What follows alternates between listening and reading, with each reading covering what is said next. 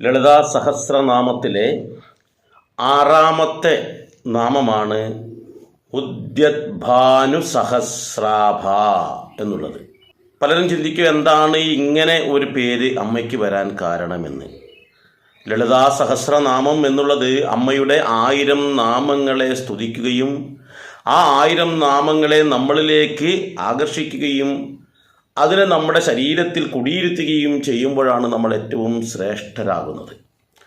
അപ്പോൾ ഇവിടെ പറയുന്ന ഉദ്യദ്ഭാനു സഹസ്രാഭാം എന്ന് പറയുന്ന വാക്കിൻ്റെ അർത്ഥം അല്ലെങ്കിൽ ആ പേരിൻ്റെ അർത്ഥം എന്ന് വെച്ചാൽ ഉദിച്ചുയരുന്ന 1000 സൂര്യന്മാരുടെ കാന്തിയോടുകൂടിയവൾ എന്നാണ് അർത്ഥം. നമുക്കറിയാം, ഓരോ ആൾക്കാരെയും നമ്മൾ വർണ്ണിക്കുമ്പോൾ അവരുടെ സൗന്ദര്യത്തെക്കുറിച്ച് വർണ്ണിക്കും, അവരുടെ കാന്തിയെക്കുറിച്ച് നമ്മൾ വർണ്ണിക്കും. എന്നാൽ ഇവിടെ പറയുന്നത് വെച്ചാൽ ഒരു സൂര്യനല്ല, 1000 സൂര്യന്മാരുടെ കാന്തിയോടുകൂടിയ, അതും ഉദിച്ചുയരുമ്പോൾ ഒരു സൂര്യൻ ഒരു മനോഹരത ഉണ്ടാവും. അപ്പോൾ 1000 സൂര്യന്മാരുടെ കാന്തി എന്തായിരിക്കുമെന്ന് നമ്മൾ ചിന്തിക്കുക.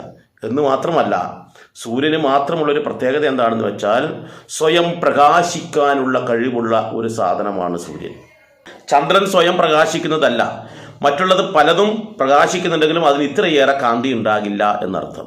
അപ്പോൾ സ്വയം പ്രകാശിക്കുന്ന, അത് ഒന്നല്ല, 1000 സൂര്യന്മാരുടെ അത്രയും കാന്തിയോടുകൂടി സ്വയം പ്രകാശിക്കാൻ കഴിവുള്ളത് ആരാ? അത് സാക്ഷാൽ ജഗദംബയാണ്.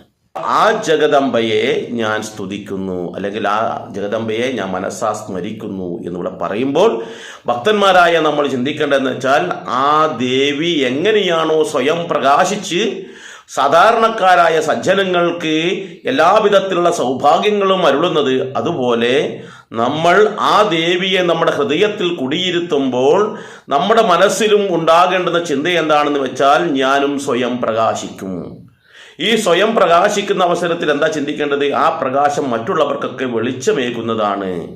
അങ്ങനെ എൻ്റെ ഈ പ്രകാശം മറ്റുള്ളവർക്ക് വെളിച്ചമേകണം എന്ന് വെച്ചാൽ സാക്ഷാൽ ജഗദംബ എൻ്റെ ഉള്ളിലിരുന്ന് 1000 സൂര്യന്മാരുടെ കാന്തിയോടുകൂടി ആ പ്രകാശം പരത്തുമ്പോൾ എൻ്റെ സ്വഭാവ ഗുണം കൊണ്ടും എൻ്റെ പ്രവർത്തന രീതി കൊണ്ടും എൻ്റെ ജീവിത ശൈലി കൊണ്ടും മറ്റുള്ളവർക്ക് പ്രകാശമാകണം എന്ന് വെച്ചാൽ മറ്റുള്ളവർക്ക് ഉപകാരമാകണം. മറ്റുള്ളവർക്ക് ഉപകാരപ്രദമായി തീരാൻ വേണ്ടി സാക്ഷാൽ ആദിപരാശക്തിയായ ജഗദംബ എങ്ങനെയാണ് ഈ പ്രപഞ്ചത്തിൽ പ്രവർത്തിക്കുന്നത്, അതുപോലെ എനിക്കും പ്രവർത്തിക്കാൻ കഴിയണം, അല്ലെങ്കിൽ ഞാനും പ്രവർത്തിക്കണം എന്നുള്ളതാണ് ആ ഒരു വാക്ക് കൊണ്ട് നമ്മൾ ഉദ്ദേശിക്കേണ്ടത്. അപ്പോൾ ആ ഒരു ചിന്തയോടുകൂടി വേണം നമ്മൾ സഹസ്രനാമം ജപിക്കുമ്പോൾ ആ ഒരു വാക്കിലേക്ക് എത്തുമ്പോൾ നമ്മുടെ മനസ്സുണ്ടാകേണ്ടത്.